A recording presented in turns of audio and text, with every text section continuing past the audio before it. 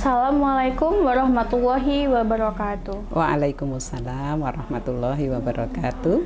Alhamdulillahirabbil alamin. Assalatu wassalamu ala asrofil anbiya'i wal mursalin wa ala alihi wa sahbihi ajmain, amma ba'du.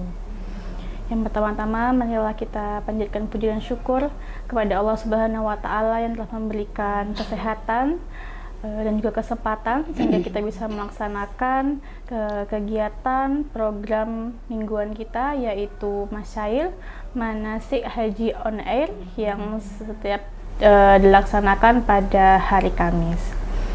Salawat berijang salam juga kita hadiahkan kepada Nabi junjungan alam kita, yakni Nabi besar Muhammad sallallahu alaihi wasallam.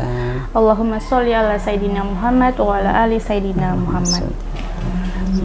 Baiklah para pemirsa yang ada di rumah atau dimanapun, saat ini tepatnya pada hari Kamis tanggal 18 Desember 2025, kita kembali lagi di acara Masyair yang Manasik Haji on Air, yang pada saat ini saya dibersamai oleh Ibu Wiwi, lebih lengkapnya sebagai narasumber kita pada siang hari ini, Ibu Insinyur Hajah Wiwi Tri Wahyuningsih.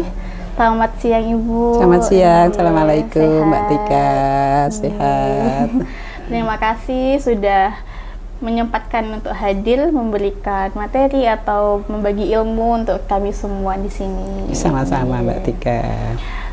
Baiklah pemirsa yang ada di manapun, untuk mempersingkat waktu mungkin kita bisa langsung ke acara inti kita, yaitu pemaparan materi yang akan disampaikan oleh Bu Wiwi. Kepada Ibu kami silakan. Ya, baik, terima kasih Mbak Tika. Bismillahirrahmanirrahim.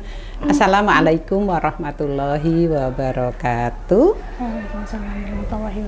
Alhamdulillahirabbil alamin, alladzi arsala rasulahu bil huda wa dinil haqq liyudhhirahu 'ala dini kullih wa kafa billahi syahida.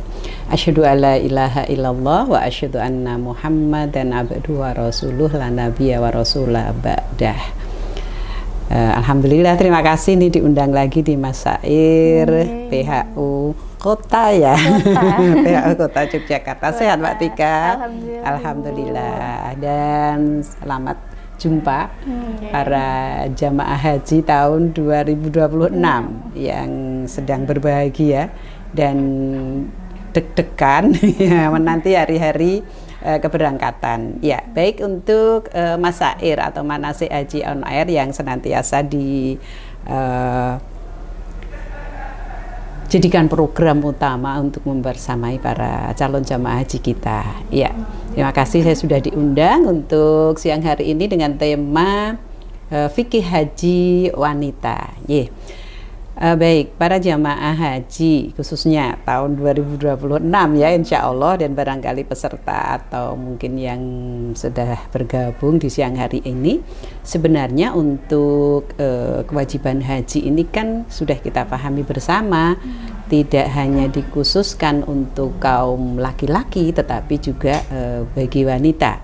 Karena memang ayatnya diperintahkan itu, a'udzubillahi minasyaitonirrajim, walillahi 'alan nasi hijjul baiti man istata'a ilaihi sabila wa man kafara fa innallaha ghaniyyun 'anil 'alamin. Jadi ini kan memang berlaku untuk umum, tidak hanya laki-laki yang mendapat kewajiban untuk berangkat haji, tapi wanita pun untuk melengkapi rukun Islam kita yang kelima, maka juga harus memenuhi tentunya jika sudah memenuhi syarat istitoah ya. Nah, kali ini mungkin kita tidak bicara istitoah, tapi yang jelas yang mau berangkat kan sudah memenuhi istitoah ya nantinya insya Allah, baik mengenai biaya, kemudian kesehatan fisik dan juga persyaratan yang lainnya. Iya, secara umum memang sama secara fikih, hanya saja karena keberadaan kondisi wanita ini yang kemudian ada beberapa hal yang harus dipahami, dimengerti, sehingga nanti pada saat pelaksanaan kita bisa melakukan hal-hal yang memang sebagai haji wanita itu terpenuhi gitu ya. Namun sebelumnya ada sebuah hadis yang di sini mengisyaratkan bahwa kalau haji yang dilakukan oleh wanita termasuk umroh itu sebenarnya masuk kategori jihad loh Mbak Tika. Iya.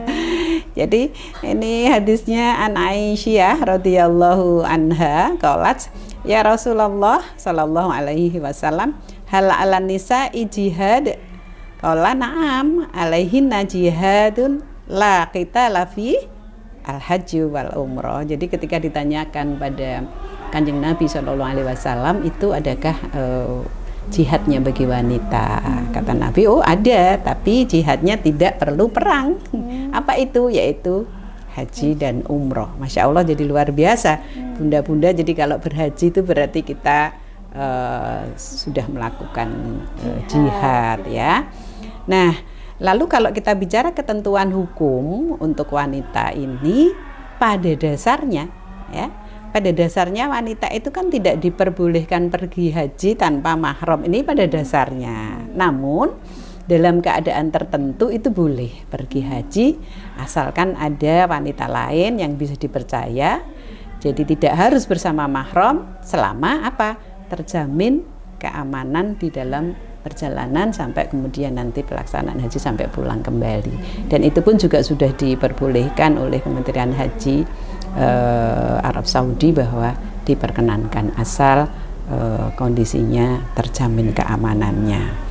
Lalu beberapa hal yang memang harus kita pahami bahwa kalau selain tentang mahram tadi sebenarnya kan memang difungsikan untuk menjaga, melindungi haji wanita. Nah, juga untuk membantu mungkin meringankan ya beberapa barang bawaan gitu ya. Tapi sekarang sudah kepanitiaan itu sudah luar biasa. Jadi jamaah haji itu Masya Allah betul-betul dimuliakan ya. Selain memang posisinya menjadi orang yang mulia, menjadi tamu Allah, ini Masya Allah ya, kita sudah mengkondisikan dengan kepanitiaan yang luar biasa sehingga keamanannya insya Allah itu terjamin. Nah lalu yang penting bagi haji wanita itu adalah ketika nanti kita melakukan ihram, kan ada larangan-larangan ihram.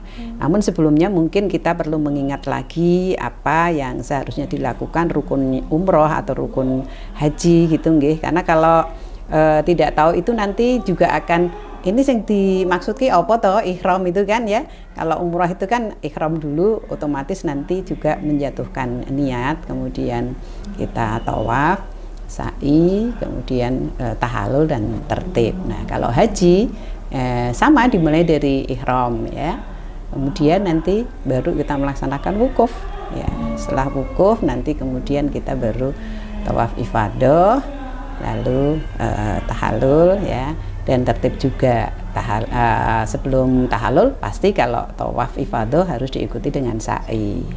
Baru tahallul sani biasanya kemudian kita bisa kembali menghalalkan apa yang diharamkan pada saat ihram. Nah, kita mencoba untuk mengupas satu persatu, tapi ini terkait dengan ihram. Ya, baik waktu melaksanakan umroh maupun haji itu kan diawali dengan ihram dan menjatuhkan niat. Nah, kalau umroh menjatuhkan niatnya kalau gelombang pertama nanti karena perjalanan dari Musdalifah nanti di Zulaifah atau yang terkenal dengan Bir Ali. Tapi kalau gelombang 2 itu nanti sudah memakai ihramnya, sudah mulai di embarkasi, menjatuhkan niatnya di dalam pesawat ya, di dalam pesawat di atas wilayah Ya'lamlam, atau kalau MUI itu sudah memfatwakan boleh ketika saat sudah mendarat di Jeddah. Karena apa? Karena setelah sampai Ya'lamlam itu ke Jeddah itu hanya ditempuh dengan waktu setengah jam saja. Nah, kita mulai dari ihram ya, khususnya haji wanita. Nanti ketika melaksanakan umroh juga demikian. Ihramnya wanita ini kalau dalam pelaksanaan ibadah haji pria itu kan dengan 2 lembar kain ya. Kalau wanita itu menutup aurat kecuali muka dan telapak tangan, ini kan aurat wanita. Dan bahkan pada saat kita ihram itu dilarang memakai cadar, juga dilarang memakai kaos tangan. ya.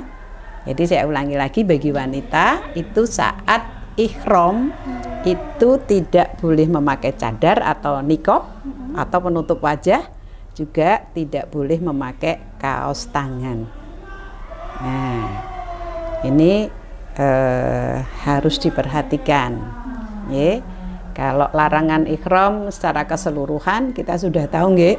Kalau bapak-bapak kan tidak boleh memakai tutup kepala, ya, mata kaki harus kelihatan, hanya 2 helai kain yang diterungkupkan dan juga 1 sebagai sarung, tidak boleh pakai celana dalam.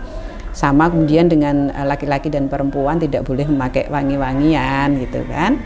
Ya, kemudian tidak boleh membunuh hewan, ya, memotong rambut, ya, mencukur atau potong kuku gitu ya. Kemudian rofat, ya, fusuk, kemudian jidal itu juga sebuah larangan yang kita sudah pahami bersama, ya. Maka kemudian di persiapan ihramnya ini yang penting, ya, soalnya kan mak-mak, ya, haji wanita mak-mak ini kan yang suka berdandan, ya. Ya, ini harus hati-hati pada persiapan, ya, sebelum kita melakukan ihram kita harus mandi besar dulu, ya. Mandi besar sebagai layaknya kita mandi besar, ya. Didahului sebelumnya justru potong kuku gitu, ya. Potong kuku, kemudian rambut kemaluan, ketiak itu dibersihkan. Lalu pada saat mandi besar itu masih diperbolehkan di badan pakai wangi-wangian, di badan. Di pakaian sudah tidak, ya. TIDAK huruf besar dan digaris bawahi. Di badan masih boleh. Baru kemudian memakai baju ihram, ya. Semua menutup aurat bagi wanita kecuali muka dan telapak tangan. Hati-hati bagi wanita karena telapak tangan ini kan punggung sama telapaknya muka, ya. Nah, di sini yang agak riskan, Mbak Tika, karena pergelangan tangan ke sini ke bawah ini kan masuk aurat. Kalau pakainya tidak hati-hati, ini pada saat ihram ini akan bisa, ya, batal ihramnya bisa. Nah, ini aja kan kelihatan. Maka ini kalau jamaah perempuan kita sarankan pakai deker supaya kalau nanti kita gerak ini tetap ketutup sampai pergelangan tangan. Apalagi nanti kalau kita Bismillahirrahmanirrahim ini kan biasanya melorot nih baju. Nah, ini harus hati-hati. Jadi harus pakai deker, tetapi hati-hati juga jangan kemudian saking semangatnya ditutup begini. Nah, ini malah ini juga nggak boleh. Jadi harus kelihatan punggung dan ininya, tapi hati-hati karena di sini aurat harus tetap tertutup. Begitu, Mbak Tika. Jadi kita sarankan waktu memakai ihram para haji wanita ini perlu berhati-hati, bisa untuk kain ihramnya dipisahkan dari pakaian yang lain karena supaya kita menghindari tidak kena wewangian. Bagaimana kalau kemudian itu kan habis dicuci, Bun, gitu ya. Nah, dicuci kan biasanya dipakein wangi-wangi. Nah, itu harus dibilas lagi sebelum kita bawa sebagai baju ihram. Bilas lagi, ya, sudah tidak wangi lagi, lah itu nanti disendirikan di plastik, ditulisi, ya, ihram. Kenapa harus ditulisi? Karena pakaian wanita kan memang pada dasarnya menutup aurat kan, hampir sama dengan pakaian-pakaian hari-hari yang lain. Maka dipisahkan yang tidak memakai wangi-wangian, ya. Itu yang di larangan ihram harus dipegang teguh untuk haji wanita, ya. Lalu nanti kalau di pelaksanaan haji wanita kan nanti setelah ihram kemudian menjatuhkan niat. Nah, setelah menjatuhkan niat, ya, labbaika Allahumma hajjan, di situ sudah mulai berlaku larangan ihram, ya. Nah, ini larangan ihramnya jangan sampai dilanggar karena nanti kalau dilanggar akan terkena dam. Nah, ini biasanya kita akan saling mengingatkan, menguatkan supaya tidak ada pelanggaran dam, ya. Damnya namanya dam isaah, ya, kalau pelanggaran. Tapi kalau dam yang haji tamatu itu dam nusuk itu otomatis kita sudah dikondisikan. Tapi yang dam pelanggaran ihram ini yang memang kita harus lebih berhati-hati. Nah, Mbak Tika dan para jamaah yang dirahmati Allah Subhanahu wa Ta'ala. Kemudian kita bagi wanita itu terutama kalau nanti melakukan tawaf ya. Nah, ini khusus karena di antara rangkaian ibadah yang lain, di tawaf inilah yang harus dilakukan dalam keadaan suci. Mungkin kita akan ke belakang dulu ya. Kalau umroh ini habis ihram kan kemudian menjatuhkan niat di tempat mikotnya, kemudian nanti masuk masjid melakukan tawaf nih gitu. Melakukan tawaf, kemudian nanti beribadah sesuai ibadah-ibadah yang sesuai tuntunan yang mengiringi tawaf ya, termasuk di dalamnya sholat 2 rakaat ya, kemudian minum air zam-zam, kemudian diikuti dengan sa'i ya, kemudian setelah sa'i itu tahallul. Kita berangkat yang dari umroh dulu ya, karena para haji kan mesti melakukan umroh juga. Cuman kalau di haji Indonesia itu memilih tamattu sehingga kita melakukan umroh duluan. Nah, dari ihram tadi kemudian biasanya diikuti dengan sholat. Kalau sudah menjatuhkan niat, diikuti sholat 2 rakaat sesuai dengan waktunya. Kemudian lalu menuju Masjidil Haram, kemudian melaksanakan tawaf. Tentu dengan doa-doa yang sudah diajarkan. Nah, ketika mulai kita melakukan tawaf, dimulai dari Hajar Aswad, itu kan tangan kita kan Bismillahi Allahu Akbar. Lah ini yang tadi saya sampaikan harus dijaga. Ya. Nah, sama kita keliling ya, mengelilingi Ka'bah dimulai dari Hajar Aswad sampai Hajar Aswad kembali sampai 7 kali dengan doa yang sudah dituntunkan.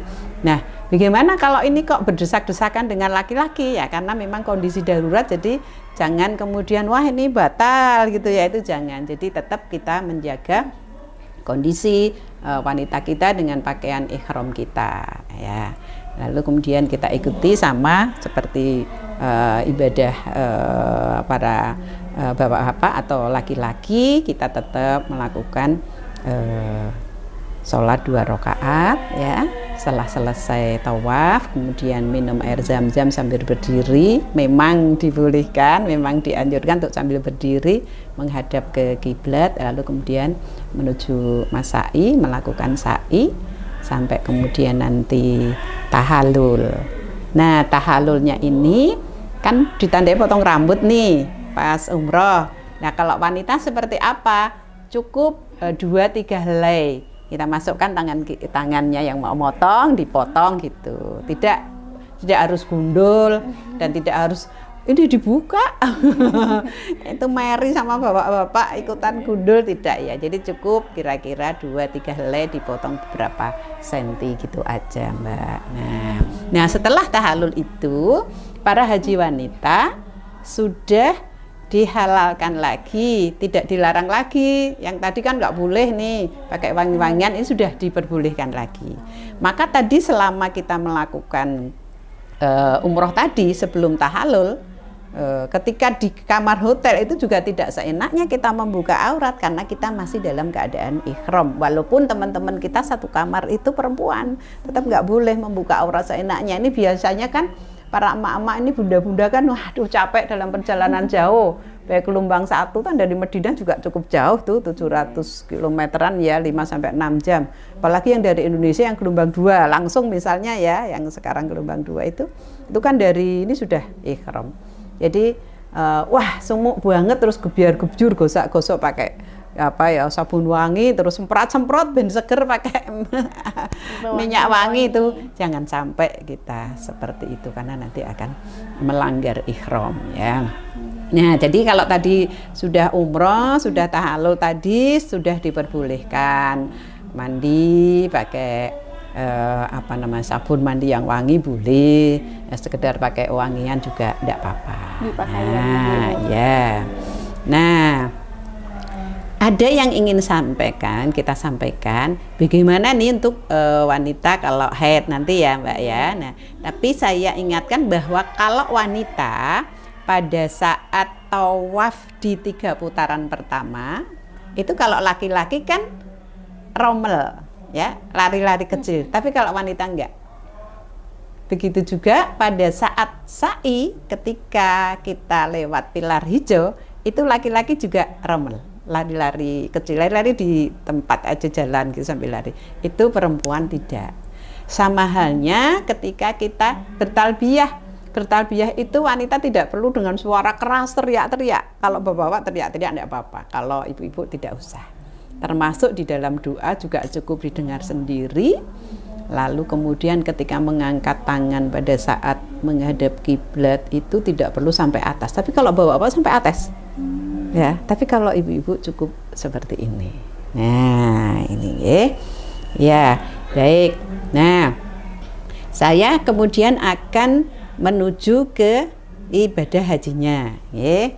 Nanti baru kita bahas khusus ketika tawaf bagaimana nih yang lagi haid gitu ya. Nah, ini supaya kita paham perjalanan secara garis besarnya dulu. Umroh nih udah paham ya, Mbak. Lalu kan jamaah haji ini nunggu di Mekah ya, menunggu saat hajinya yang nanti akan berlangsung atau dilaksanakan tanggal 9 Zulhijjah pada saat wukuf. Tapi biasanya kita berangkat di 8 Zulhijjah ya, kecuali kalau yang tarwiyah itu nanti ada beberapa jamaah yang tarwiyah itu nanti di luar SOP-nya Kemenak ya, itu ada beberapa, tapi harus dengan persyaratan khusus. Itu biasanya tanggal 8 sudah mulai di Mina. Nah, ini kita bicara yang SOP-nya Kementerian Agama. Kita mulai berangkat bersiap-siap dari hotel itu tanggal 8 karena tanggal 9-nya harus sudah wukuf. Nah, jadi nanti berangkatnya sesuai urutan, nanti akan ditata sesuai dengan jadwal masing-masing. Nah, nanti dari hotel itu kita sudah mulai berikhram kayak tadi dimulai dari persiapan kita mandi besar lalu memakai pakaian ikhram. Nah, wanita juga begitu, pakaian ikhram yang disediakan tadi menutup aurat ya, dan ditekankan dilarang memakai cadar atau niqab dan juga tidak boleh pakai kaos tangan. Tapi hati-hati, pergelangan tangan sini ke tangan bagian atas harus tetap tertutup, begitu juga kaos kaki dan sebagainya. Nah, mulai ikhram kemudian menjatuhkan niat di hotel masing-masing. Sebelum berangkat itu sudah niat ya. Jadi labbaika Allahumma hajjan. Kalau tadi labbaika Allahumma umrotan ya. Atau labbaika umrotan juga sudah boleh. Haji juga sama. Labbaika hajjan juga boleh ya. Sudah diperbolehkan. Terus mulai lagi itu larangan ikhramnya berlaku lagi. Nah, ini nunggu dari setelah umroh sampai kita berangkat untuk melaksanakan ibadah haji atau yang biasa dikenal dengan prosesi di Armusna. Itu kan nunggu ya di Mekah. Nah, ini bagaimana ini haji wanita? Lah, itu haji wanita harus tetap menjaga akhlakul karimah sebagai seorang muslimah. Pakaiannya, tutur katanya, interaksinya juga jangan berdua-duaan dengan lawan jenis, jangan gerombolnya sama lawan jenis, itu jangan. Hati-hati. Kemudian berdandannya tidak berlebihan ya. Kemudian yang perlu dijaga lagi meskipun sudah tidak dalam kondisi ihram, peraturan di sana. Peraturan di sana itu kan di Mekah juga banyak ya. Yang kita misalnya tidak boleh nih pakai atribut patung-patung atau boneka-boneka gitu. Itu kan biasanya ibu-ibu sih banyak ya. Kadang-kadang kuncinya aja digandoli apa boneka-boneka gitu ya gitu. Itu tuh nggak boleh. Atau hal-hal yang menunjukkan tentang pornografi itu juga tidak bisa. Tentu kalau ini haji memang tidak boleh rafat, termasuk kondisi-kondisi kayak gitu. Akhlaknya, berinteraksi dengan lawan jenis juga harus dijaga. Ini tidak boleh sih kita terlalu waduh sampai berdecak mengagumi ya. Oh, orang Arab kok ganteng-ganteng gitu ya. Itu nggak boleh juga. Jangan sampai segitunya. Jadi memang harus menjaga akhlakul karimah sebagai seorang muslimah nih. Nah, lalu yang tadi itu tidak boleh romel ya, kemudian tidak mengeraskan talbiyah ya, kemudian apa ya Mbak ya, yang kondisi kewanitaan itu tetap harus dijaga tentang pakaian dan sebagainya itu.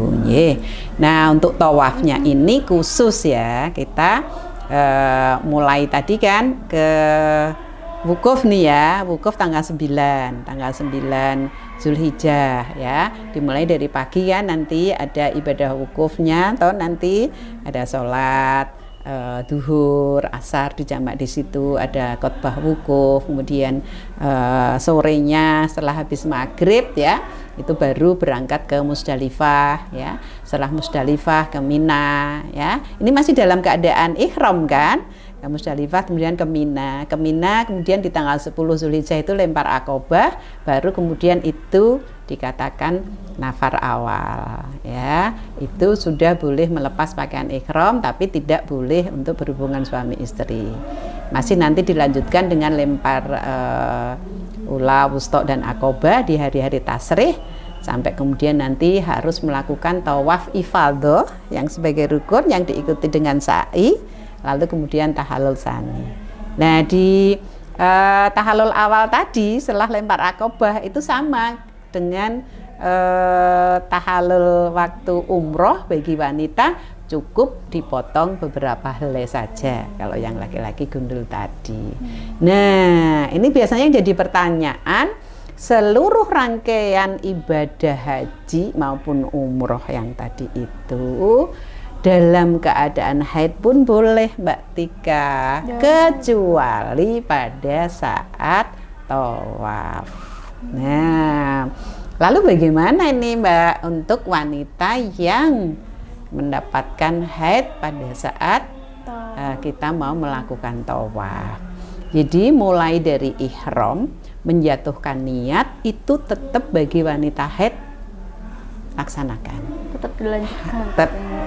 Tetap melaksanakan. Tetap melaksanakan ini ihram sama niatnya. Tapi untuk tawafnya itu ditunda kalau sudah suci.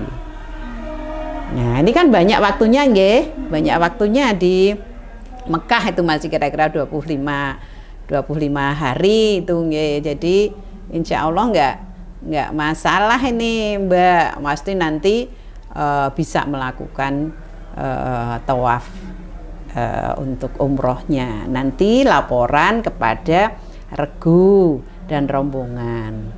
Nah, nanti akan dikondisikan bisa dibersamai oleh teman-teman yang lain, yang wanita juga menemani, tapi dalam hal mereka yang menemani hanya melakukan tawaf sunnah. Tapi yang bersangkutan, misalnya Mbak Tika nih belum melakukan tawaf karena kemarin haid gitu ya. Mbak Tika besok saya temani, saya ingin melakukan tawaf sunnah, tak kancani tawafnya. Nanti kita nunggu, tidak usah melakukan sa'i, nunggu sampai Mbak Tika harus menyelesaikan sa'inya sampai tahallul. Tapi kalau dalam ibadah pelaksanaan sa'i sama tahallul itu haid tidak apa-apa. Yang tidak boleh itu kan yang pas tawaf itu ya. Begitu, yeah. Sama di tawaf ifadah juga demikian. Jadi nunggu masa sucinya. Kan kalau haid Bu, kalau misal dalam posisinya istihadah. Oh, istihadah. Ya. Gimana? Haid dengan istihadah kan beda, Mbak. Ya. Kalau istihadah itu kan penyakit. Ya, orang yang istihadah pun dibolehkan untuk melakukan sholat, ya, puasa dan juga tawaf mestinya, tetapi dengan catatan pakaiannya harus suci dari najis kan, sehingga harus dibersihkan dulu sebelum. Iya.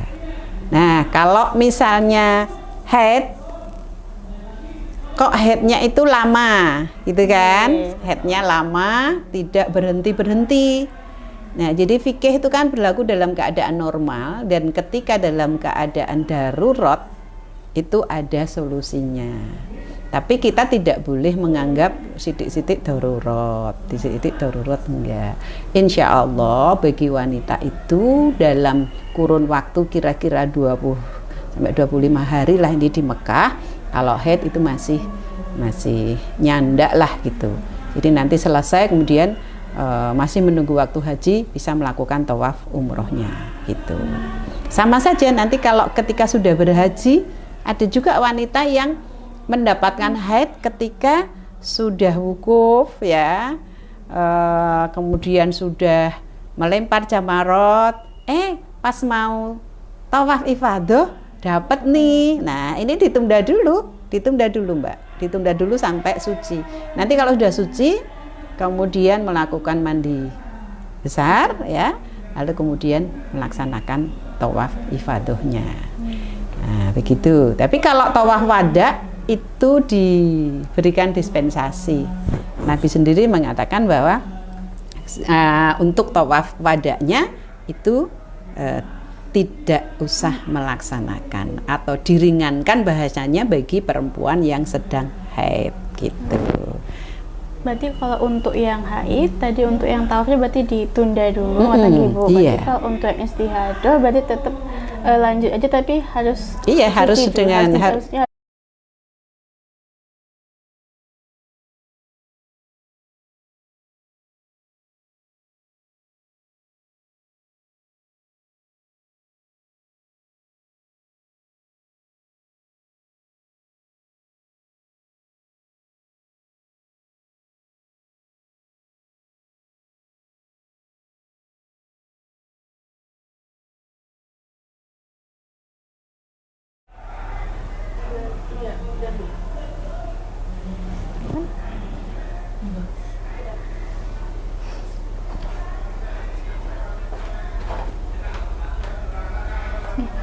Mohon maaf pemirsa, tadi mungkin ada kendala dari jaringan juga.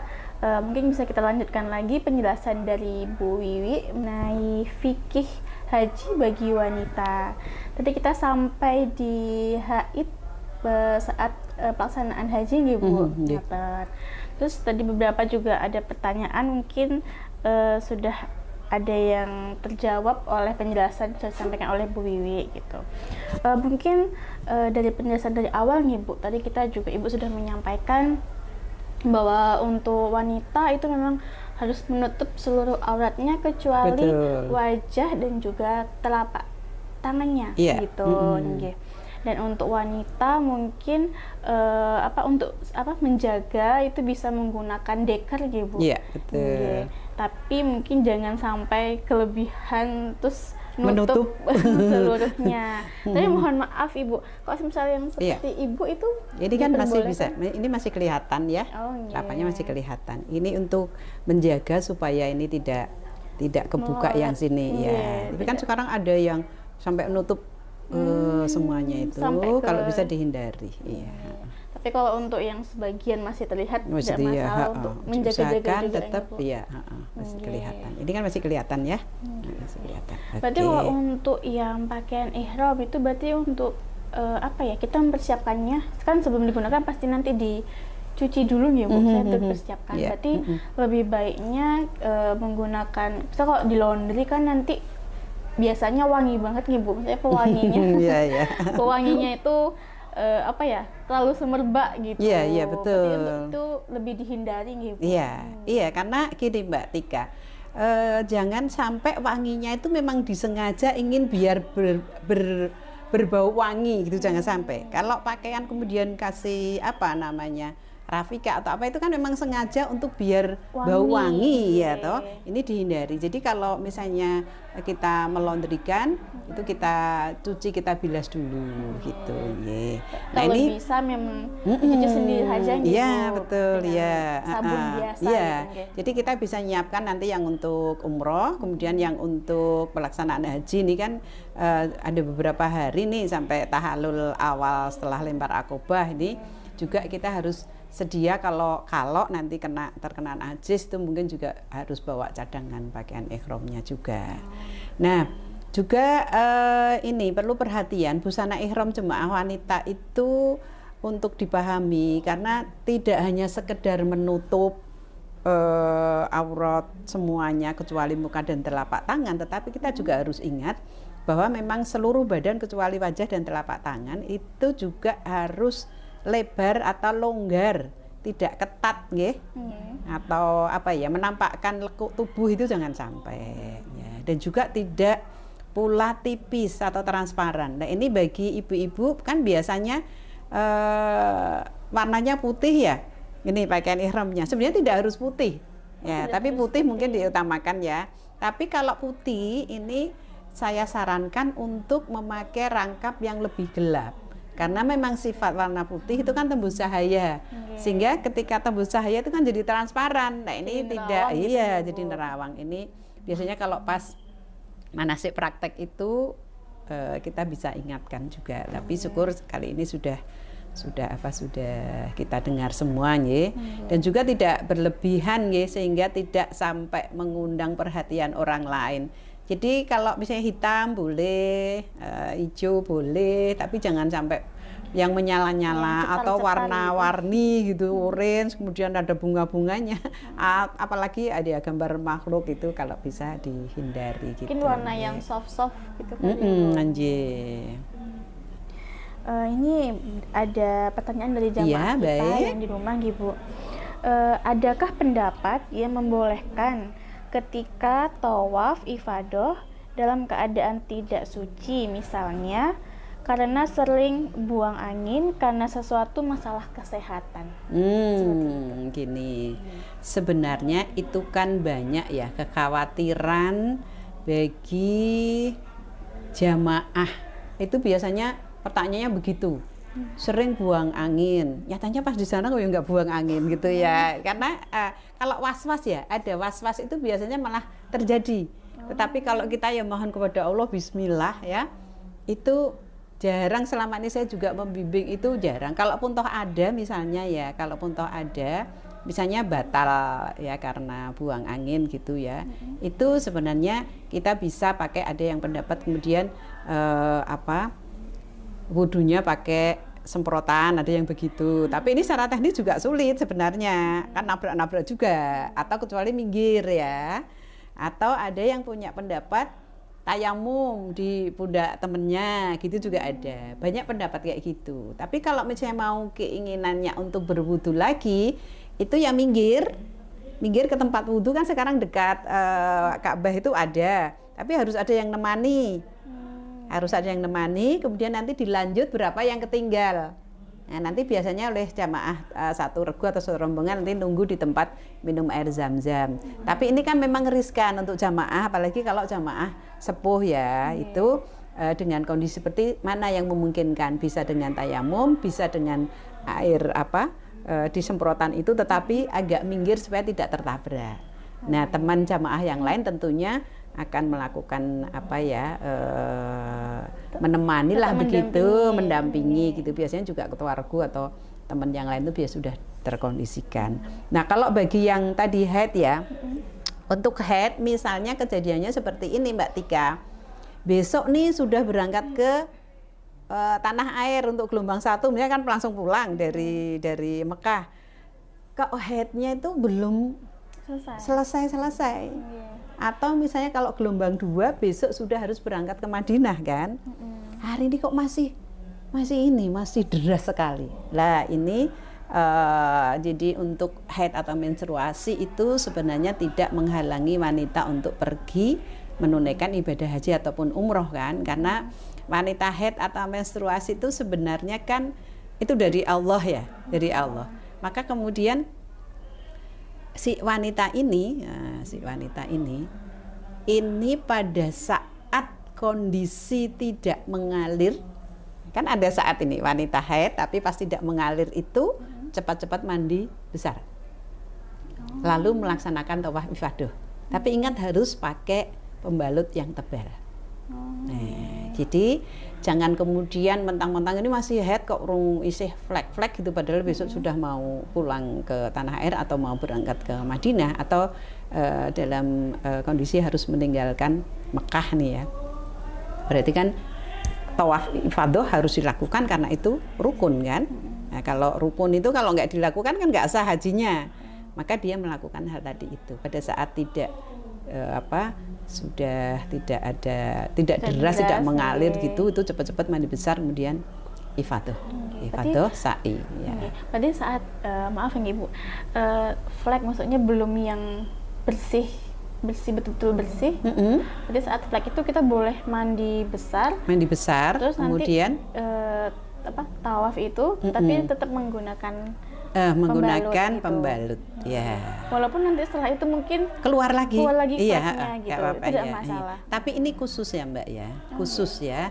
Hal ini berlaku jika sampai pada saat mendekati rombongan akan segera meninggalkan Mekah, sedangkan wanita yang bersangkutan masih merasa haidnya belum selesai. Jadi ini gini penjelasannya. Jadi tawaf jika darah haid keluar terus, ya, bagaimana untuk wanita yang demikian? Nah, haji ini kan wajib ya, tidak terkecuali untuk wanita Mbak Tika. Tapi haid ini ketetapan Allah bagi wanita ya, kita nggak bisa menolak. Nah, tidak memungkinkan atau sulit jika harus mengulang haji di musim haji berikutnya nih, karena kan kalau nggak melakukan tawaf ifadah kan tidak sah ini. Nah, dengan demikian jadi ulama besar Ibnu Taimiyah dalam hal ini mengungkapkan bahwa bagi wanita yang tidak mungkin melakukan tawaf karena haid ya, lebih layak untuk mendapatkan uzur, yakni boleh ya melakukan tawaf ifadah meski dalam keadaan seperti itu. Ini majmu' fatwa nggih, tentu berlaku saat-saat kondisi tertentu itu. Tapi kalau waktunya masih longgar ya menunggu waktu sucinya. Ini kan darurat, untuk yang darurat ya. Atau mungkin bisa jadi ada pendapat mungkin yang nanti jamaah juga dengar, bagaimana kalau kita minum obat penghalang haid gitu kan, pasti ada yang bertanya. Nah, obat ini kan sifatnya hormonal Mbak Tika. Jadi kalau kita mau memilih minum obat itu harus jauh hari, bahkan sebelum berangkat nih ya, sebelum berangkat kita masih di tanah air, hendaknya melakukan konsultasi dengan dokter, karena akan dihitung supaya tidak mengganggu hormonal.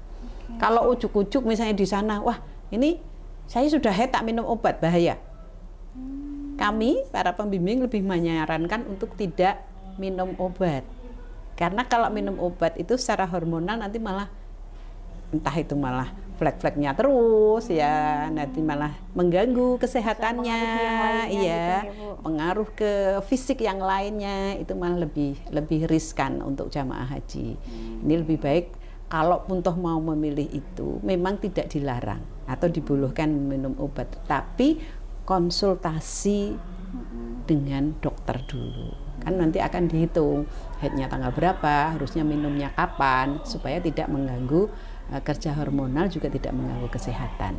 Tapi sekali lagi untuk ibadah haji yang selama kira-kira kita di sana 40 hari itu ya, insya Allah itu akan bisa dilakukan. Untuk wanita yang haid itu bisa menunggu saat suci, baik mereka yang mendapatkan haid pada saat ibadah umrohnya, pada saat pelaksanaan tawaf di ibadah umrohnya, maupun pada saat pelaksanaan tawaf ifadah di ibadah hajinya. Jadi insya Allah dengan menunggu waktu itu masih cukup ya, diharapkan ya semuanya sehatlah, lancar. Insya Allah nanti dipantau oleh pembimbing ibadah. Pembimbing ibadah itu nanti mantau regu ini ya, kalau saya dulu tugas regu ini siapa yang belum tawaf umrohnya ya, waktu umroh belum tawaf siapa, saat catat nih kira-kira ini nanti selesainya kapan, itu tak pantau. Begitu juga kalau pas ibadah haji yang belum tawaf ifadah itu kita cek semuanya ya, karena yang rukun-rukun itu kan tanggung jawab kita ya sebagai pembimbing ibadah. Nanti jangan sampai pulang-pulang udah nunggunya lama, bayarnya mahal, malah tidak sah, harus mengulang kapan lagi, kalau daftar nunggu lagi kan. Maka memang harus diperhatikan hal-hal yang rukun, yang wajib, mana yang bisa diganti dengan mana yang bisa dibadalkan dan sebagainya. Ini memang harus terkondisi, makanya perlu sekali mengikuti manasik ya, rajin gitu ya, termasuk masair ini cukup membantu ya. Begitu Mbak, sudah jelas ya kayaknya ya penjelasan kita tadi ya. Berarti intinya untuk yang masalah obat tadi memang mungkin diperbolehkan ya, diperbolehkan, lebih tidak disarankan dalam artian takutnya nanti mengganggu dalam proses ibadahnya sendiri. Betul Mbak Tika. Ya. Mungkin ada pertanyaan lain Mbak Tika? Kita lihat dulu nih Bu.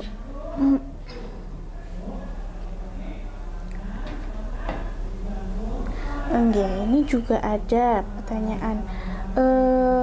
Apakah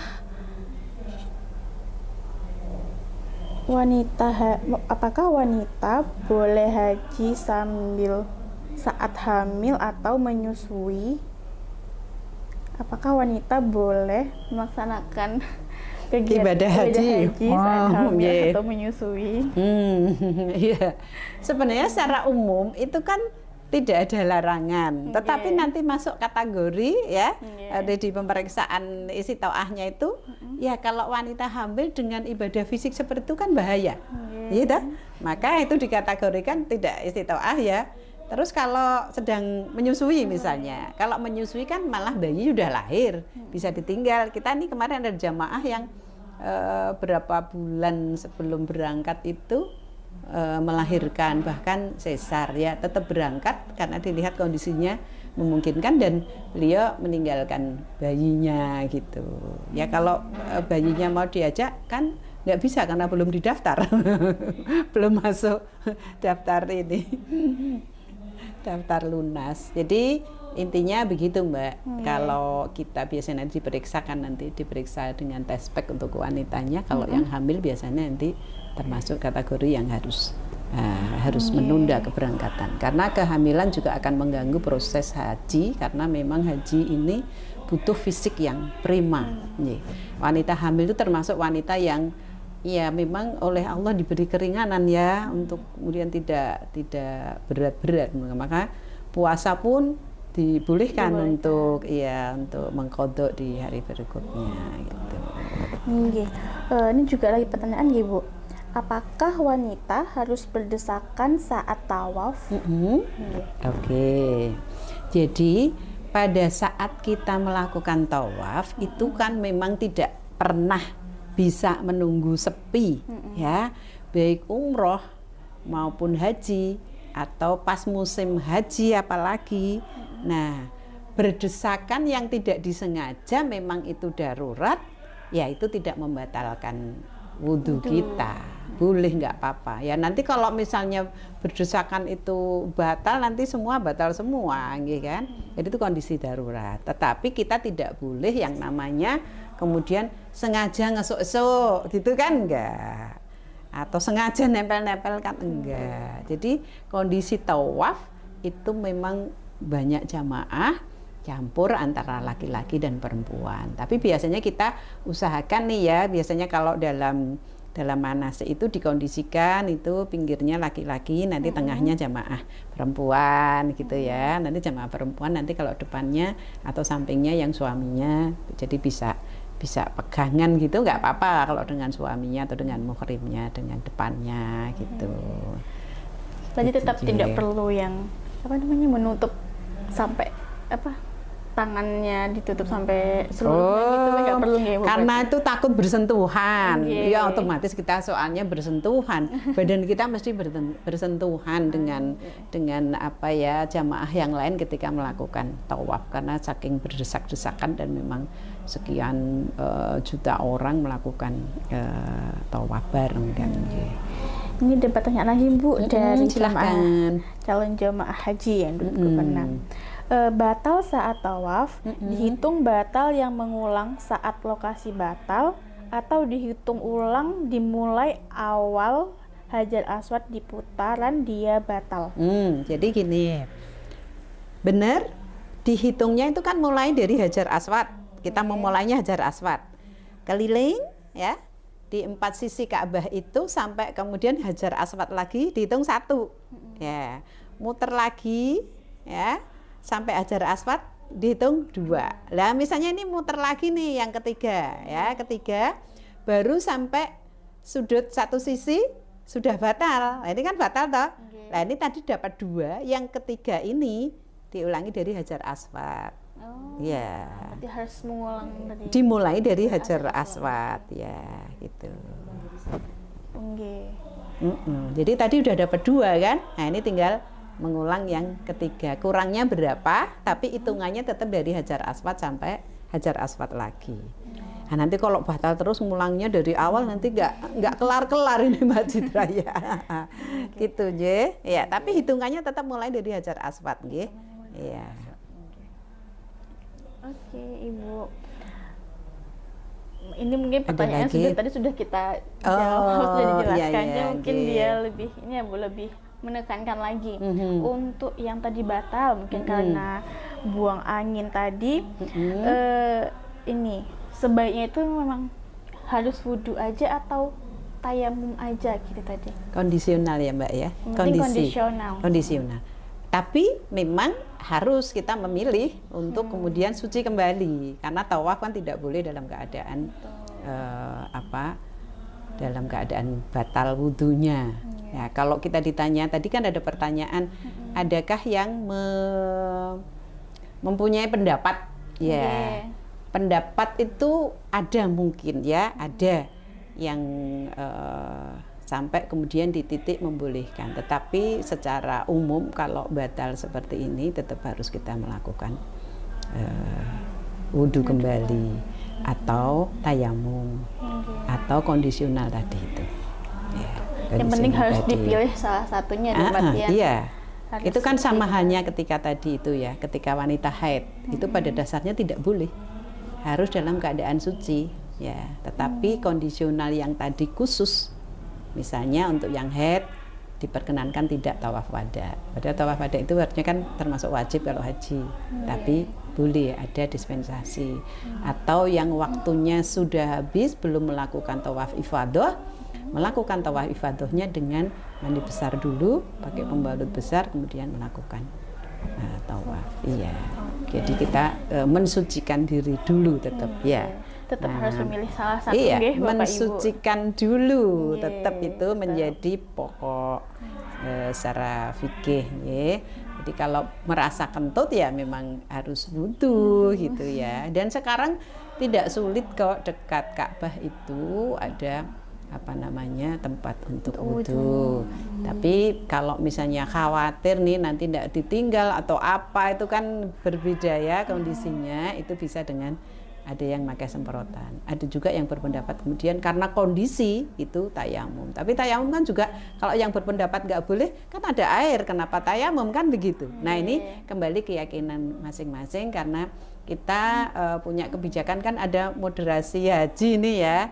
Jadi kita tidak boleh untuk memaksakan sesuai dengan pendapat kita sendiri harus paling benar, enggak. Tetapi yang penting kita melakukan sesuatu yang memang ada rujukannya dan kita harus menghormati pendapat orang lain begitu.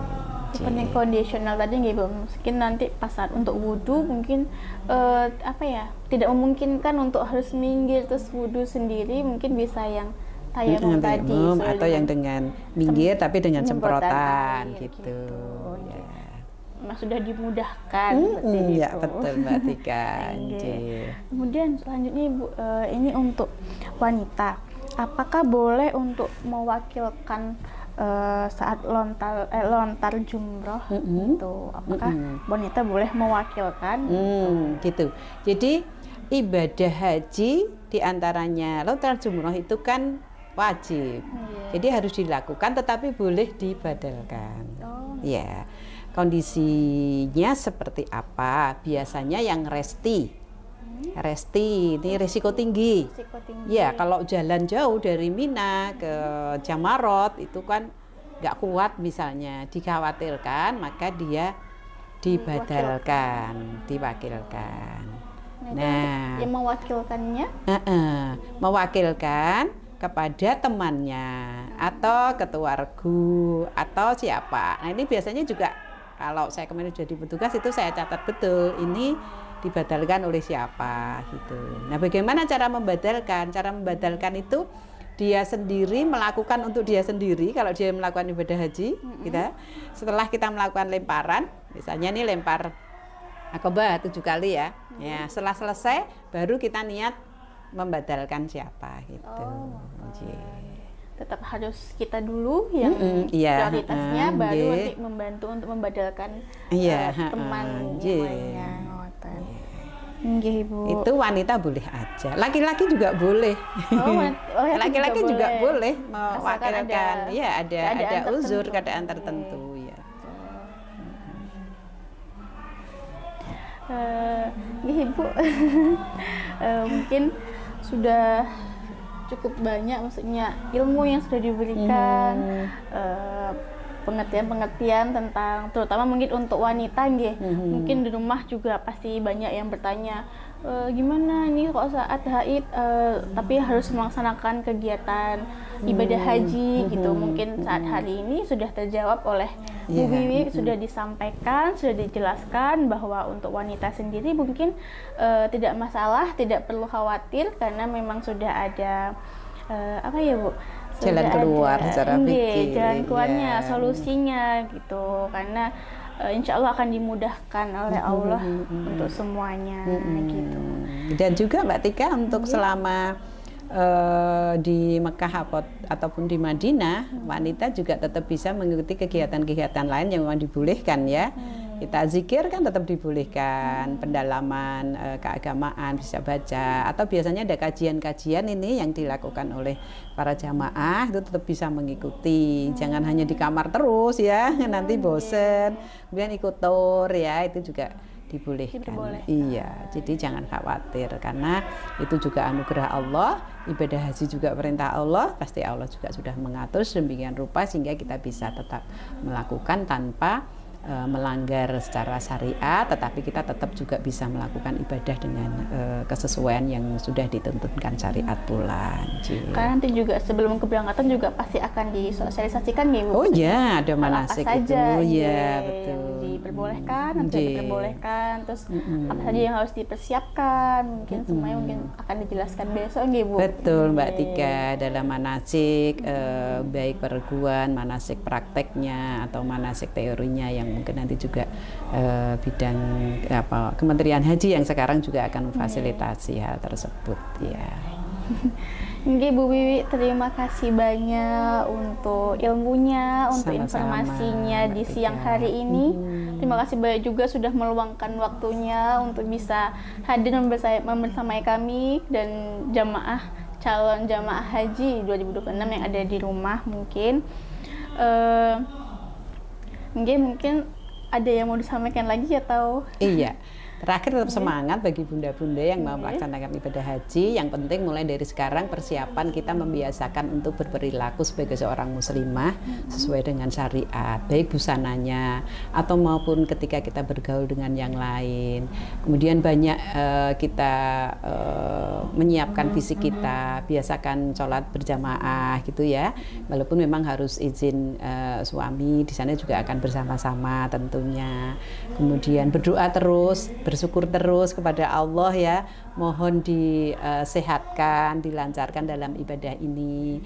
Kemudian juga siapkan pula doa-doa praktis ya, doa-doa praktis yang diajarkan dalam prosesi ibadah baik umroh maupun hajinya, dan juga doa-doa keluarga, doa-doa lain karena kita nanti di wukuf di Arafah itu kan ada masa yang panjang untuk berdoa. Kalau nggak terbiasa berdoa juga kebingungan ini mau apa gitu. Nah ini memang kondisi ritualitas itu udah harus dibiasakan oleh para jamaah ya, tidak hanya jamaah wanita tapi semua jamaah ya, baik laki-laki maupun wanita, untuk mengkondisikan secara keilmuan, secara fisik, kemudian kebiasaan-kebiasaan sebagai seorang muslim atau muslimah itu memang harus diterapkan dalam kehidupan sehari-hari, sehingga itu sudah menjadi sesuatu yang melekat pada pribadi kita, sehingga kita pun menjadi tamu Allah yang memang bisa menyesuaikan dengan, karena itu rumahnya Allah, karena itu di tanah suci ya, atau haramain yang kita memang betul-betul menjadi tamunya Allah, sehingga pasti yang memiliki rumah yaitu Allah dalam hal ini juga akan menyambut ya dengan luar biasanya, dengan dahsyatnya apabila tamunya ini betul-betul sudah menyiapkan diri sebagai tamu Allah yang baik, begitu Mbak. Dan mudah-mudahan semua jamaah segera bisa melakukan pelunasan, mengikuti manasik dengan baik, mengkondisikan secara ilmu, fisik semua dikondisikan, dan bismillah pada saat berangkat semuanya dimudahkan oleh Allah kembali menjadi sehat dan haji yang mabrur. Begitu Mbak Tika yang bisa saya sampaikan. Ada kurangnya tentu banyak, mohon dimaafkan. Assalamualaikum warahmatullahi wabarakatuh. Waalaikumsalam warahmatullahi wabarakatuh. Oke, Bapak Ibu pemirsa yang ada di rumah, itu tadi penyampaian materi yang telah disampaikan oleh Ibu Wiwi Triwahyuningsih. Semoga apa yang telah beliau sampaikan menjadi manfaat untuk kita semuanya, terutama untuk calon jamaah haji tahun 2026. Mungkin dari kami sekian untuk kegiatan manasik haji on air pada hari ini. Kami selaku pelaksana pada hari ini memohon maaf apabila ada kekurangan dan kesalahan. Kami tutup dengan wabillahi taufiq wal hidayah. Wassalamualaikum warahmatullahi wabarakatuh. Waalaikumsalam warahmatullahi wabarakatuh.